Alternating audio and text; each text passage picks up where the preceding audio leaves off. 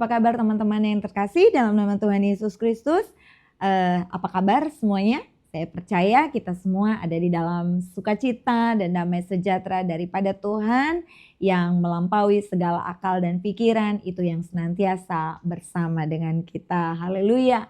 Hari ini kita kembali akan sama-sama mendengar renungan kebenaran firman Tuhan yang saya ambil di dalam Roma pasalnya yang kelima, ayatnya yang pertama.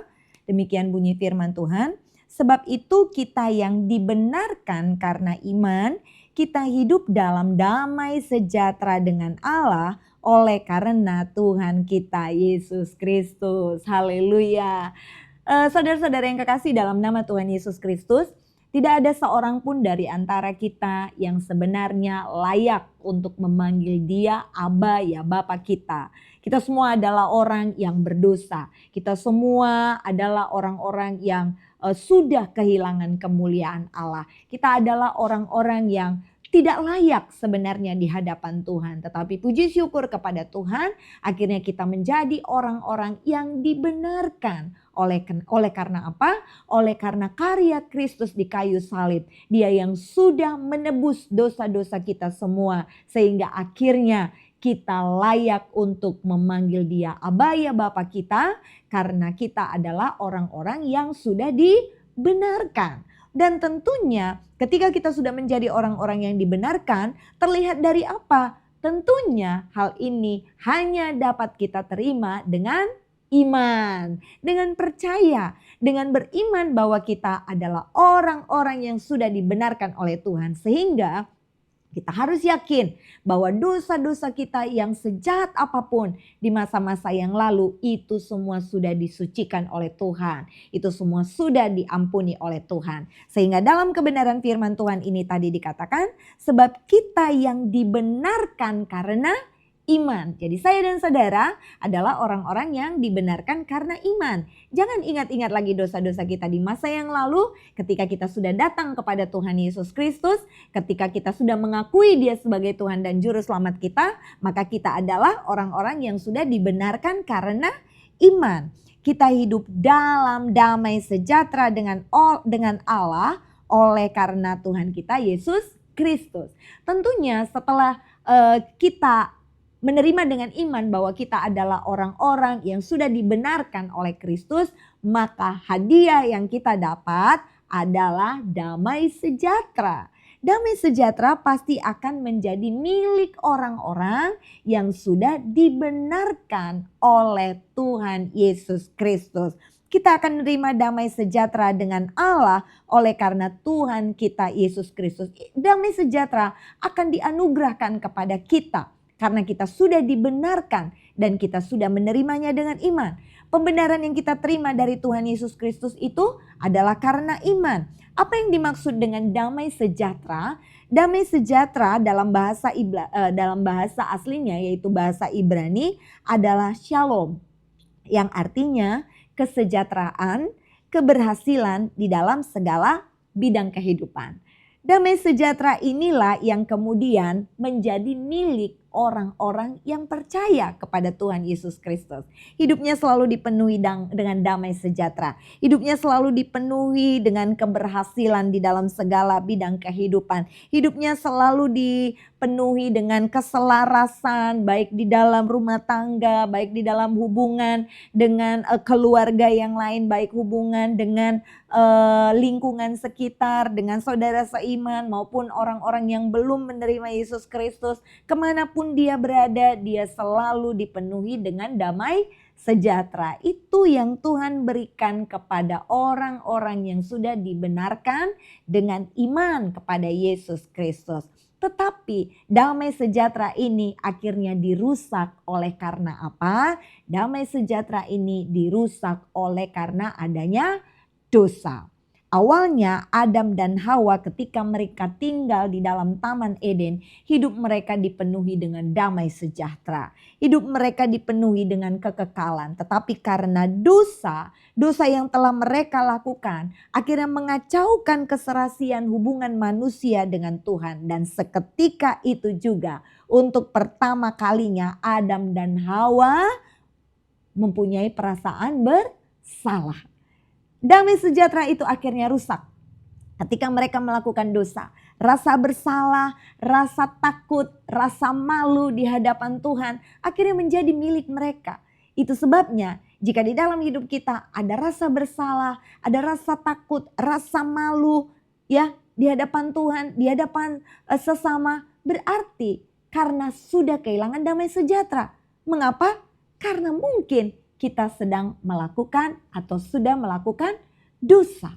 Introspeksi ketika hidup kita tidak lagi dipenuhi dengan damai sejahtera dari Tuhan. Karena ini adalah janji Tuhan, berkat yang Tuhan berikan kepada kita. Itu adalah damai sejahtera. Tetapi ketika itu sudah mulai hilang, berarti kita harus introspeksi. Ada sesuatu yang sedang terjadi dalam hidup kita. Kenapa kita jadi tidak lagi damai sejahtera? Ada rasa takut, ada rasa enggan, ada rasa malas, ada rasa bersalah, ada rasa malu. Berarti kita sedang melakukan atau sudah melakukan dosa atau sesuatu yang tidak diperkenan oleh Tuhan. Dosa Adam dan Hawa telah merusak hubungan baik dengan Tuhan sehingga mengakibatkan mereka menyembunyikan diri dan menghindar daripada Tuhan. Mungkin kita juga pada saat ini ada sebagian dari diri kita yang merasa tidak layak untuk datang ke gereja. Yang tidak layak rasanya untuk menerima perjamuan kudus tubuh dan darah Yesus Kristus. Karena merasa diri tidak layak. Tidak lagi mau berkomunikasi dengan Tuhan. Karena merasa sudah melakukan dosa yang terlalu jahat di mata Tuhan. Sampai kapan? Sampai kapan saudara-saudara merasa bahwa saudara tidak layak? Sampai kapan? Iya kalau kita masih diberikan umur panjang. Iya kalau kita masih bisa hidup 1000 tahun lagi seperti kata Khairil Anwar. Tetapi kalau ternyata besok adalah hari terakhir kita atau hari ini ternyata adalah hari terakhir kita. Apakah kita masih bisa berkata bahwa tunggulah nanti sampai saya tergerak untuk datang ke gereja. Saya sering mendengar ada beberapa orang yang ketika saya katakan kenapa tidak datang beribadah. Tunggulah sampai saya digerakkan Tuhan. Bagaimana mungkin Tuhan menggerakkan untuk kita datang beribadah.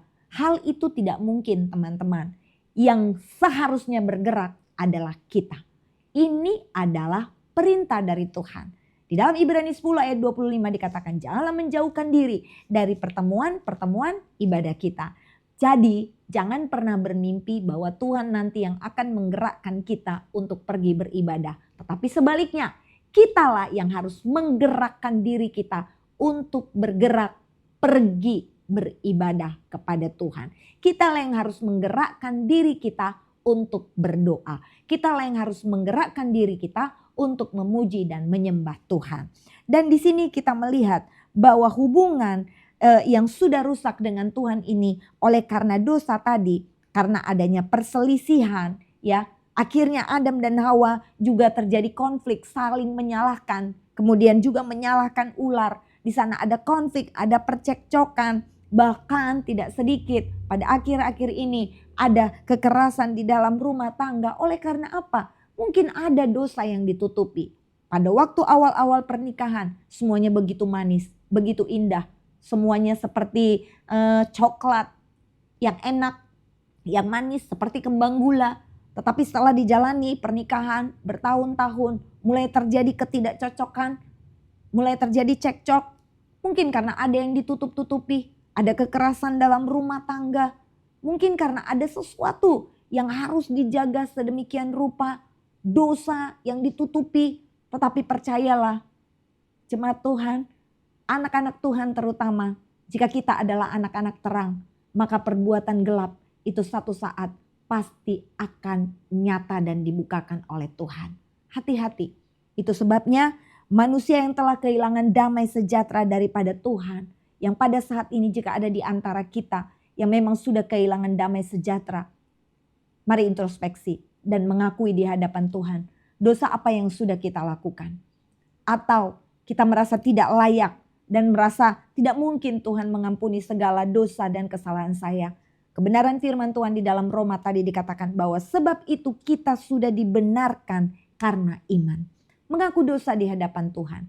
Setelah mengaku dosa, percaya bahwa Tuhan sudah mengampuni segala dosa dan pelanggaran kita. Percaya bahwa Tuhan sudah melupakan semua dosa-dosa kita jika kita sudah mengaku dosa kepada Tuhan dan Tuhan sudah ampuni. Jangan pernah ingat-ingat lagi Karena Tuhan pun tidak pernah mengingat-ingat lagi dosa dan pelanggaran kita yang sudah kita selesaikan dengan Tuhan. Jika engkau mau, jika saudara mau untuk kemudian dipulihkan oleh Tuhan, datang kembali kepada Yesus Kristus Tuhan. Kita percaya Tuhan selalu ingin memulihkan orang-orangnya yang selama ini sudah lama kehilangan damai sejahtera daripada Tuhan. Datang kepada Tuhan, minta kembali damai sejahtera itu. Minta kembali shalom itu, kesejahteraan itu, keberhasilan itu, kebahagiaan itu daripada Tuhan. Masakan Tuhan tidak akan memberikannya? Masakan Tuhan akan mengulur-ngulur waktu bagi orang-orangnya yang siang malam berteriak minta tolong kepada Tuhan? Sekali-kali Tuhan tidak akan melakukan hal itu. Tetapi Tuhan akan bersegera menolong kita, bahkan nyawanya pun dia rela korbankan di kayu salib. Untuk kemudian dia bangkit, bahkan naik ke surga. Itu yang Yesus lakukan bagi saya dan saudara. Masakan dia akan membiarkan kita, umat-umat yang sudah dia tebus sebelumnya oleh darahnya di kayu salib, di bukit Golgota? Tidak mungkin. Dia pasti akan membebaskan kita semua. Dia pasti akan memulihkan kita. Itu sebabnya teman-teman yang kekasih, saudara-saudara yang kekasih dalam nama Tuhan Yesus Kristus. Mari kita mengucap syukur kepada Tuhan Yesus atas pengampunan yang Tuhan sudah berikan kepada kita. Mari kita mengucap syukur untuk keselamatan yang Tuhan sudah berikan bagi kita. Bahkan kita akan mengerjakan terus dengan takut dan gentar. Mari kita mengucap syukur untuk pemulihan, damai sejahtera yang telah dianugerahkan kembali kepada kita. Terima semua dengan iman. Mari kita yakini bahwa damai sejahtera yang Tuhan berikan itu tidak seperti yang ditawarkan oleh dunia ini. Tetapi damai sejahtera yang Tuhan berikan kepada kita itu tidak semu, tetapi itu nyata adanya. Dan percayalah, ketika damai sejahtera itu menjadi milik kita, seperti kata firman Tuhan, kita yang dibenarkan oleh iman, kita hidup dalam damai sejahtera dengan Allah oleh karena Tuhan kita Yesus Kristus. Dengan damai sejahtera kita punya karunia untuk menikmati segala sesuatu dengan penuh sukacita. Dengan damai sejahtera kita akan memandang apapun yang terjadi dalam hidup kita selalu baik adanya. Dengan damai sejahtera kita akan melihat bahwa pertolongan Tuhan pasti akan datang indah tepat pada waktunya. Puji nama Tuhan, biarlah kita hidup di dalam damai sejahtera Kristus, keberhasilan, kesejahteraan, bahkan hidup yang senantiasa dipenuhi dengan kebahagiaan pasti akan menjadi milik kita. Tuhan Yesus memberkati kita semua. Haleluya.